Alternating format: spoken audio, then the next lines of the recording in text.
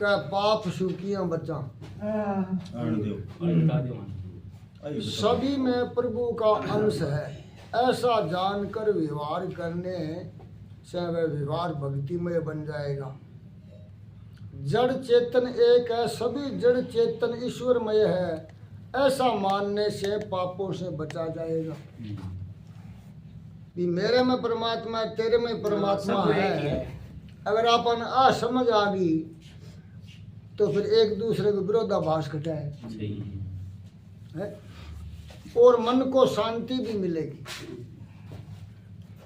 सभी संत भी जीवन निभाने के हेतु कोई ना कोई काम काज तो करते थे। अब जीवन निर्वाह करने के लिए संत महात्मा ने भी काम करियो है और काम कर रहा भी है। सेना नाई ने सोचा कि वे लोगों के सिर से तो मेल उतारता है, किंतु अपने ही मन का मेल दूर नहीं करता। हाँ, अब नाई सवार करें लोग उसी तो धोए, पर आपके मन को मेल है कौन उतरने लग रही हो। वह सोच में डूब गया। अब वो सोच में कद डूबी हो बड़े वो विचार करियो कि भाई मैं लोगों के सिर को मेल तो उतारूं, पर मेरे खुद के मन को जो मेल है वो उतरने को लग रही हो। वो विचार करो ना, इस सोच में पड़ गयो। धीरे धीरे उसका जीवन ही पलट गया। जब आप विचार करांगा कि मैं मनुष्य हूँ, परमात्मा मन मान के दे दी है और मैं संसार में आयो तो फसवाना से ही काम कर रही हूँ। अब मनुष्य को क्या काम है, मनुष्य को क्या कर्तव्य है, मनुष्य ने क्या करना चाहिए, ये बात क्यों आज वो मनुष्य लगभग दूर है। वह संत बन गया। कौन है? सेन जी नाई। कारोबार करते समय प्रभु को हमेशा याद करते रहो, संसारिक व्यवहार और भक्ति को एक कर दो, भक्तिमय बना दो। ज्ञान प्राप्त करने के लिए सत्संग करना आवश्यक है। अगर ये बात हुआ अपन ज्ञान पानो है तो सत्संग जरूरी है। सो प्रतिदिन सत्संग भी करना चाहिए, प्रतिदिन। अब आपने वो 1 घंटे को सत्संग चल रहा है रोज को, तो अच्छी बात को नहीं, अच्छी जोरदार है। सत्संग से मन की अशुद्धि दूर हो जाती है। जीव जन्म के समय तो शुद्ध था ही, अब जन्मता ही तो कोई पापी को नहीं हो, और जन्मता ही कोई पुण्य आत्मा भी को नहीं हो, किंतु संग का रंग उस पर चढ़ता जाता है। अब जिसवा पर सागो कर विश्व रंग तो आपने पर आवे ही गो। सो हमेशा श्रेष्ठ संतों के संग में रहो। भागवत के कहे संतों के संग में रहो, इं को नहीं कहो तो क्या कहो, श्रेष्ठ संतों के संग में रहो। संत वह है जो हर कहीं सौंदर्य देखता तो है, किंतु उसमें मन को रमने नहीं देता है। संत हमेशा प्रभु का ही स्मरण चिंतन करता है। त्रिलोक्य का राज्य मिलने पर भी जो भगवान को न भूले वह व्यक्ति सच्चा संत है। बिन संत का है, बाकी तो भाई लगभग अंति लेवे। संत वह है जो प्रेम डोर से हृदय के साथ परमात्मा को बांधे रखता है। ऐसे संतों का संग करो। और परमात्मा आपने बुद्धि भी दी है, दृष्टि भी दी है, तो थोड़ा आपने विचार करना चाहिए कि आप किसे साधु को साधु करार, किसो साधु आपने कुछ सुधार सके। जब तक संसारिक विषय प्रिय लगते हो तब तक तुम भक्त नहीं बन सकते हैं, और मुक्ति के लिए पात्र भी नहीं। सुंदर विषयों का उपभोग करने की शक्ति और सुविधा होने पर भी मन उनमें न जाने दे, वह सच्चा भक्त है, वही सच्चा संत है। दो मार्ग है, त्याग और समर्पण का। एक तो है त्याग, अगर त्याग ना हो तो समर्पण यानी अर्पण, जो भगवान का अर्पित, जो कुछ करे भगवान करे। हे परमात्मा मैं तो तेरी शरण हूं। दूसरे शब्दा में इन्हें शरणागति भी कहे। जो त्याग कर सके वह समर्पण करे, सभी के साथ प्रेम करो, सबको कृष्ण अर्पण, शिव अर्पण, विष्णु अर्पण करने का भाव करो। अथवा न तो मैं किसी का हूं और न कोई मेरा है। अब बात भी सही है। कौन किंग है बताओ? अगर ये संसार में अगर आपनो कोई है तो बिन का कर्तव्य, अपनी भाषा में कहे फर्ज है, दायित्व भी कहे। अपनो फर्ज, अपनो कर्तव्य, अपनो दायित्व निभाते हुए परमात्मा का भजन करो। फर्ज से मुंह ना मोड़ो और बाकी की सुना तो ना जोड़ो। बस वो संसार में रहने उतरी को है। ऐसा मानकर सर्वस्व का त्याग करके प्रभु से प्रेम करो। शरीर, वाणी, मन, इंद्रिय, बुद्धि तथा स्वभाव से किए जाने वाले सभी कर्मों को नारायण को समर्पित करना ही सीधा सरल भागवत धर्म है। आप जो कुछ भी करा भगवान का अर्पण करो, भगवान के लिए करो। इस प्रकार प्रतिक्षण प्रत्येक व्यक्ति द्वारा भगवान के चरण कमलों का भजन करने वाला व्यक्ति प्रभु की प्रीति, प्रेममय भक्ति तथा संसार के प्रति वैराग्य और भागवत स्वरूप का अनुभव में सब एक साथ प्राप्त कर लेता है। सर्वभूतेषु ये पश्येद भागवत भाव आत्मन भूतानि भावात्म्यायस भागवत तो उत्तम। इसो अगर आपनो भाव बन जावे तो भाई टेम ताम कौन लगे। आत्म स्वरूप भगवान समस्त प्राणियों में आत्मा रूप नियंता रूप से स्थित है।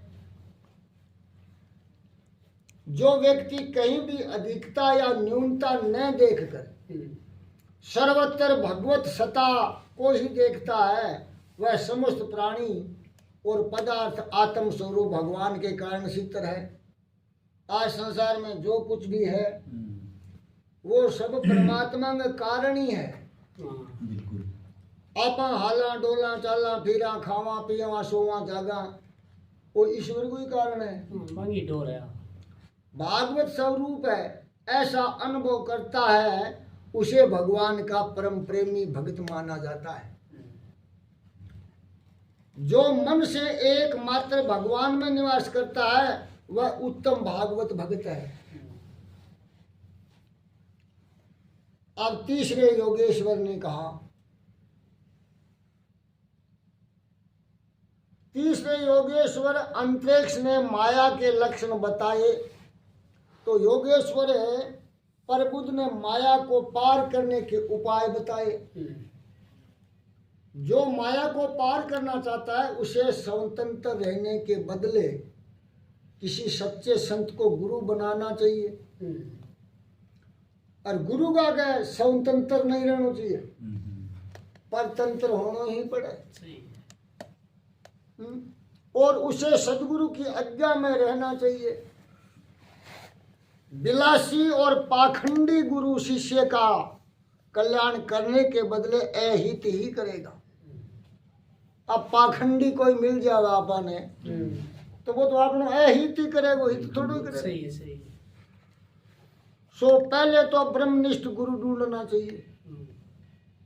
ब्रह्मनिष्ठ ब्रह्मसूत्रीय अतदानी महाराज एक वाणी में लिखा है,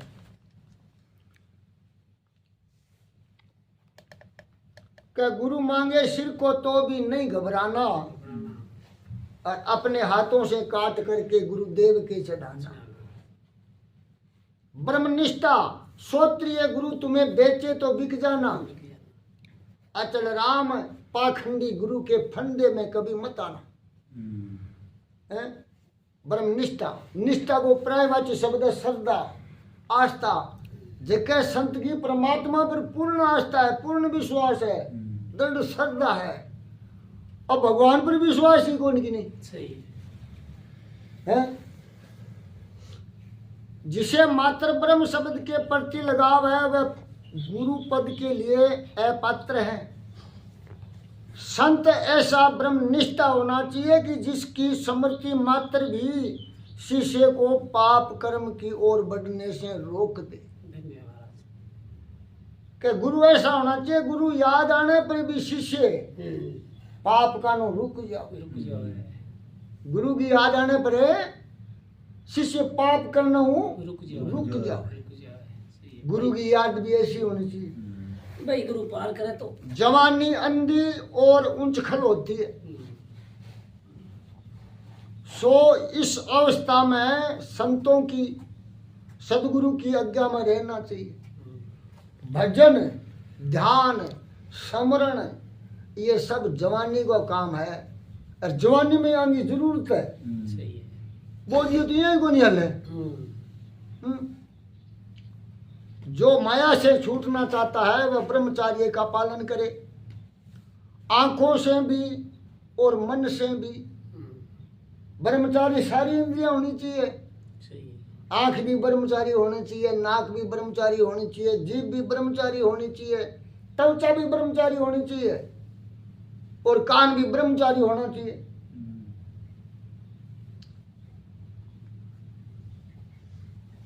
एकांत में एक ही बैठक में 3 घंटे तक प्रभु नाम का जप करो। कम से कम 3 घंटा 3.5 घंटा आसन लागना चाहिए। अभी मैं अपने पहले कोई 8-2 घंटों ही पड़ेगो। वाणी संयम भी आवश्यक है, वाणी को भी संयम है। वाणी और पानी दोनों को सदुपयोग होना चाहिए हमेशा। प्रतिदिन कम से कम 3 घंटे तक मौन रखो। मौन मन को एकाग्र करके चित्त की शक्ति को बढ़ाता है। इस वास्ते कई मौन धार तो ले, पर पूर्णता में कौन धार है, वो ढोंग से हुआ है। फिर तो कैसा हो जाता। वाणी और पानी का दुरुपयोग करने वाला ईश्वर का अपराधी है। वाणी को और पानी को अगर आप उपयोग करा तो आप भगवान का अपराधियां दोषिया। मन वचन कर्म से किसी को भी ना सताओ। मन से भी सताया जावे, तन से भी सताया जावे, और वचन से भी सताया जावे। अब वचन सुखी ने आप कड़वा बोल दिया तो आगलो दुखी हुए कौन मोन। सब धर्म में भागवत धर्म में निष्ठा रखो, किंतु अन्य धर्मों के प्रति कुभाव भी नहीं रखना चाहिए। अब आप अपना धर्म में सावधान रहो, निष्ठावान रहो, श्रद्धावान रहो, लेकिन दूसरे धर्मों के प्रति अपने अंदर गलत भावना भी नहीं होनी चाहिए। है कि जो कुछ है सो तो मार लो है, बांध लो की है, ऐसा नहीं होना चाहिए। धर्म क्या नहीं कब है, धर्म जोड़े तोड़े को नहीं कदी की नहीं, जो को तोड़े वो धर्म है ही को। आदर रखो, रोज प्रार्थना करो। जीव और ईश्वर का पहला संबंध वागे दान से होता है। वागे दान यानी वागे मानी सरस्वती माता है, सरस्वती को वासो जीव पर है। रोज विवेक पूर्वक विचार करने से माया का मोह कम होता है। अन्यथा मनुष्य अपना बहुत सा समय और धन व्यसन और फैशन में गंवाता रहता है। अब व्यसन और फैशन है, फलाना के शर्ट इसी तो मैं इसी चढ़ाऊं, बिंग चोड़ो इसे तो मैं भी बनाऊं। ये फैशन में लुटावे का तो का व्यसन में लुटावे। माया को पार करने के तो यूं कई साधन है, किंतु भक्ति अनायास और सहज प्राप्त साधन है। अपार का साधन तो बहुत सा है, पर सोरो साधन प्रभु को नाम है। जो मेरी शरण में आता है वह माया सागर से तर जाता है। अब आपने परमात्मा के शरण उजानो चाहिए। कलयुग में श्री कृष्ण का नाम जपने से सदगति मिलती है। सेवा केवल क्रियात्मक नहीं, भावात्मक भी होनी चाहिए। भावना भाव भी शुद्ध होना चाहिए अपना। कलयुग का मनुष्य विलासी है। आज वो आदमी विलासी है, आलसी है, प्रमादी है, अभिमानी है। शरीर की उत्पत्ति ही काम द्वारा होती है। सो इस युग में योग और ज्ञान मार्ग से ईश्वर को प्राप्त करने की अपेक्षा हरि कीर्तन से उसे उनको पाना सरल है। अब इस युग में योग साधना आदि का करना बहुत कठिन मार्ग है। तो परमात्मा का कीर्तन करो, प्रभु का नाम जपो। देखिए कलयुग केवल नाम आधारा, और सुमर सुमर नर उतरे पारा। कलयुग योग यज्ञ नहीं जाना, और एक आधार नाम गुण गाना। परमात्मा को नाम जपो, गुणगान से ना काफी है। वैसे तो सिद्धांत और यम नियम जानते तो सभी है, किंतु पुण्यशाली व्यक्ति ही उन्हें अपने जीवन में उतार सकता है। हर एक उतार को नहीं सके है? अब दारू पीने लोग अब जीपीए में एक पीस जाना तो है का माड़ी है, पर वह छोड़ने कौन लग गया। के जाना तो सारो ही है, सोई की जाने चाय बीड़ी पीने में थोड़ा बोल जाना है, पर वह छोड़ने कौन लग गया। बहुत तरह इतने नुकसान को है। नाम जप सरल है, अब नाम जप सोरो भी है, क्योंकि जीव तुम्हारे अधीन है। भगवान का नाम सर्व सुलभ होने पर भी अधिकांश जीव नरकगामी होते हैं। अभी तो सोरो काम है, वो ही उनको लाग रहे हो। तो फिर मनुष्य ने क्या समझा, कोई नहीं। ये बड़े आश्चर्य की बात है। महाभारत के वन पर्व में यक्ष युधिष्ठिर संवाद है। महाभारत में वन पर्व पर में लिखे है कि एक यक्ष और युधिष्ठिर को उत्तर प्रश्न है। तो यक्ष और युधिष्ठिर की बात में आपा ने भी कुछ समझ करनी है।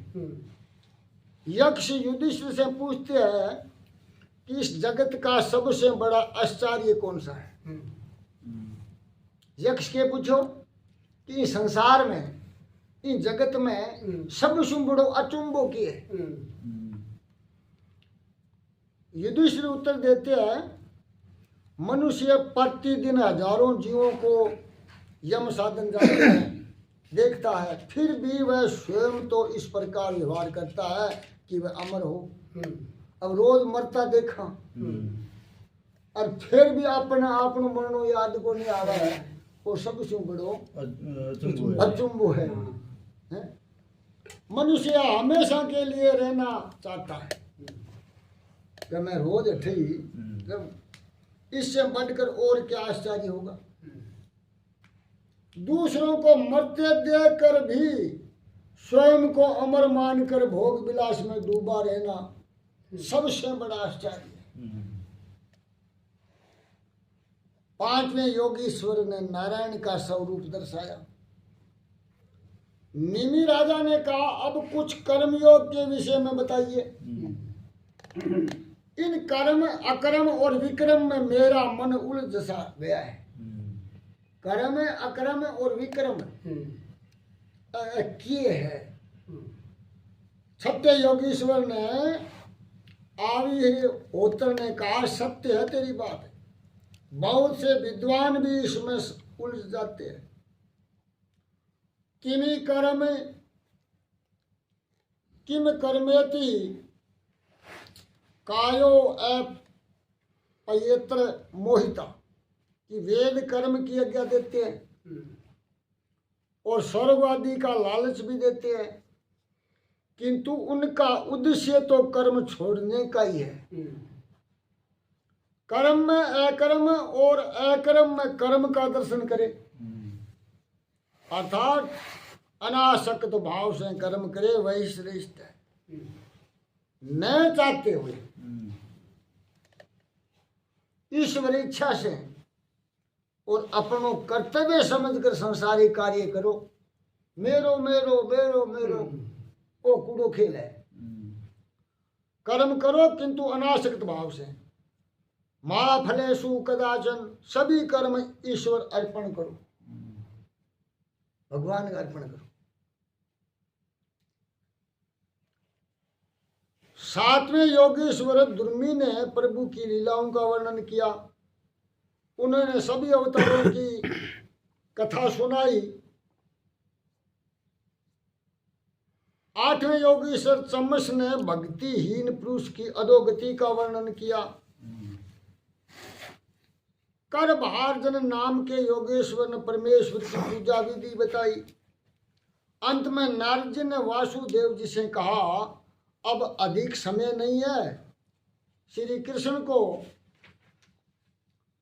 अपना पुत्र न मानो। नारद जी वासुदेव जी से कहे कि अति कृष्ण ने पुत्र मानने वाले भूल सी करो, वह तो साक्षात परमात्मा है। उधर देवगण भी प्रभु से सब धाम लौटने के लिए प्रार्थना करने लगे कि भगवान आप जल्दी से धाम पधारो। प्रभु ने भी पृथ्वी लोक से जाने का निश्चय किया। द्वारिका में अपशुकन होने लगे। वृद्ध यादवों ने भगवान के पास आकर कहा, प्रभु यहाँ रहना इष्ट नहीं है, ठहरना ठीक को नहीं है, क्योंकि ऋषियों के श्राप दिया है, ऋषियों ने श्राप दिए तो है। प्रभास क्षेत्र में बसना ठीक रहेगा। और सब यहाँ जाने की तैयारी करने लगे। उद्धव जी ने सुना तो वह समझ गए कि भगवान यादवों का संहार करके इस लोक का त्याग करने की तैयारी कर रहे हैं। उद्धव जी ने ठा पड़ो कि भगवान तो वह जावे है, आपके कुल को सगले वो संहार करेगा। वह प्रभु के पास आया और कहने लगे, मैं आपकी शरण में आया हूं, आपके बिरे में मैं कैसे जी सकूंगा। जहां आप जाएंगे मैं भी वहीं चल दूंगा। भगवान ने कहा, अरे उद्धव, जब तुम मेरे साथ आए ही नहीं थे तो फिर साथ जा कैसे सकता है? प्रश्न ही कैसा, ये संसार तो सपनों का खेल है। माया है, भ्रम है, असत्य है, सत्य तो केवल आत्मा ही है। भगवान ने उद्धव जी को त्याग और संन्यास का उपदेश दिया। उद्धव जी, त्याग और संन्यास का मार्ग बड़ा ही कठिन है। उद्धव जी कहे, भगवान वो तो बहुत दूर कठिन है, कोई सरल मार्ग दिखाइए, मुझे कृपा करके ज्ञान दीजिए। भगवान ने कहा, मैंने तुम्हें मनुष्य जन्म देकर क्या कृपा कम की है? ओके, थोड़ा है। अब तो तुम्हें स्वयं ही अपने ऊपर कृपा करनी होगी। आप नहीं करनी चाहिए। अब तो आपकी कृपा आप पर करो, अपना गुरु बनकर अपना उद्धार करना। आत्मा ही आत्मा का गुरु है। ईश्वर ने तो कृपा की है, अब तो स्वयं जीव को ही अपने पर कृपा करनी है। मालिक की कृपा तो है अपना। जीवन का लक्ष्य निर्धारित करके लगन से प्राप्त करने का प्रयत्न करोगे तो सफलता अवश्य मिलेगी। लगन वो अपन कोई चीज करांगा तो अपन सफलता तो भाई मिलेगी, जरूर मिलेगी। अधिकतर जीवों को अपने लक्ष्य का ज्ञान नहीं है। ज्यादा जीवों ने आपके लक्ष्य को ठाकुर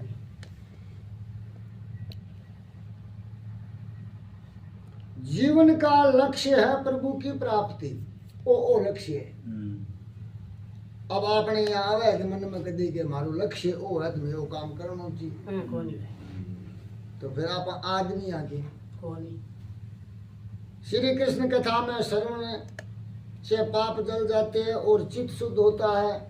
नियमित भजन करोगे तो ईश्वर अवश्य कृपा करेंगे।